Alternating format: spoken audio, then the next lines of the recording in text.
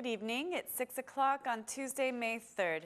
Welcome and thank you for joining us tonight for the English edition of Aura News, where we bring you today's top stories translated into English every night. Minister of Justice criticized the administrative appellate courts today, saying that they were created to make fast decisions in the aid of the citizens and the state and are not functioning properly. Participating in the annual analysis of the appellate administrative courts, the minister said that there are too many cases still awaiting trial. We have added the number of judges, but there are still 12,000 cases waiting to be tried. The citizens want justice now, and we will do everything we can to turn this court into a court that serves the citizens quickly, said the minister. He continued with his criticism, saying that there have been cases when this court has exceeded its competencies, attempting to transform itself into a parallel government. We are extremely interested in a court's fair decisions, which are capable of correcting the lawmakers, but correcting the government is completely different from creating a parallel government. There are some cases when the court has taken on the government's role. The Minister of Justice also commented on the arrest of a judge and his son, who were arrested yesterday evening for corruption. The minister praised the arrest of the judge and asked the Supreme Council of Justice to dismiss him. He also called the citizens to report any cases of corruption. The U.S. Ambassador Donald Liu and the EU Ambassador Rama have started a tour of meetings today with the main political leaders. Their meetings are being held now as the judicial reform has entered into an important moment. The international experts have presented their opinion on the issues in which the political parties have disagreements. The ambassadors met with the chairman of the Ad Hoc Commission for Justice Reform. Later, the U.S. ambassador held a meeting with the former Prime Minister, Sali Berisha.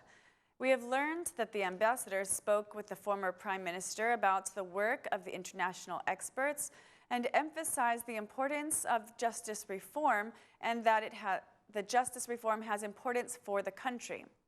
Meanwhile, the former Prime Minister highlighted the opposition's interest for the justice reform, adding that the Prime Minister has excluded the opposition from the process, attempting to take control over the justice system. According to Berisha, the practice the Prime Minister followed has wasted a year's time. But he added that the reform can be adopted if there is consensus between the parties. Criminality was also a focus of the meeting between the former Prime Minister and the U.S. ambassador. The former Prime Minister accused Prime Minister Rama of having criminal connections with gangs, and the U.S. ambassador also held a meeting with the Democratic Party chairman. After the meeting, the DP chairman declared that the justice reform is a primary interest of the Democratic Party. He said that the DP will continue with its efforts to give the Albanians a reformatted justice system and that the DP supports a reform that punishes crime and corruption. Kosovo was accepted as a member of the UEFA today, becoming the 55th member of Europe's football's governing body, despite strong opposition from neighboring Serbia. Kosovo declared independence from Serbia in 2008. The UEFA's annual Congress voted with 28 votes in favor and 24 against accepting Kosovo's application. 2 votes were declared invalid, and the president of the Albanian Football Federation appealed to his colleagues to accept Kosovo into the UEFA and asked them to make a decision based only in football, not politics. The president of the Football Federation of Kosovo said the result was a historic moment. We will be able to bring people together through football on the pitch and around the pitch, he said. This is our vision for the future as the 55th member association of UEFA. Kosovo President Hashim Thaçi wrote on his Facebook page, "Kosovo in the UEFA, the best news for countless fans in our republic. Now we will play in international championships. Some games will be won, some will not, but no one will ever keep us out from the green fields." Leaders from Kosovo and Albania also praised Kosovo's UEFA membership. Kosovo football will not be isolated any longer, said the Assembly Speaker.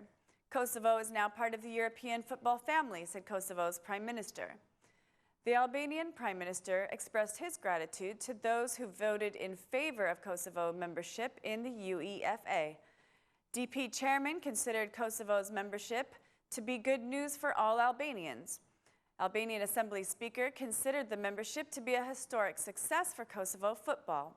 Kosovo will apply next week to join the global soccer body FIFA and, if accepted, could play in the 2018 World Cup qualifiers. Kosovo was granted permission 2 years ago to play friendly matches, but with restrictions which included a ban on displaying national symbols or playing national anthems at games. The agreement between the Albanian government and the airport administration company's exclusivity in regards to the Tirana International Airport was objected by the opposition in the Parliamentary Commission of Productive Activity. The opposition members claimed that the current agreement profits only the company and that it will not bring lower ticket prices. However, the project's director in the Ministry of Transport defended the agreement, considering it to be the best possible agreement the government could reach. He rejected the opposition's claim that low-cost companies operate only in big airports. The agreement caused debates in the commission, resulting in the opposition MPs abandoning the meeting. The agreement was adopted with only the votes of majority members. Meanwhile, the socialist MP Bashkim Fino raised his concern regarding the distance of the construction of another airport, reciting a criterion which does not allow the construction of other airports within 100 kilometers of Rennes Airport. According to this rule, he states the only allowed airports are the Kukas and Vlora airports. The agreement for the airport comes 2 years after the discussions with the administration company, which won the concession of exclusive rights for the airport until 2025. The agreement provides the opening of the Kukas airport for international flights and the extension of the concession by 2 years. Starting in June, Albanian citizens will pay their energy bills based on how much they consume and not with flat rate bills. The news was announced by Prime Minister Rama after his inspection of the energy network in the Durrës areas. The government's investment of $6.5 million is an effort to reduce the power outages. We will keep our promise to remove flat rate bills by June.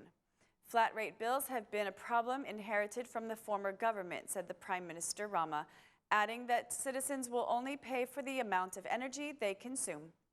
The residents of the area welcomed the new investment of the government, saying that it solves a problem which has existed for 20 years.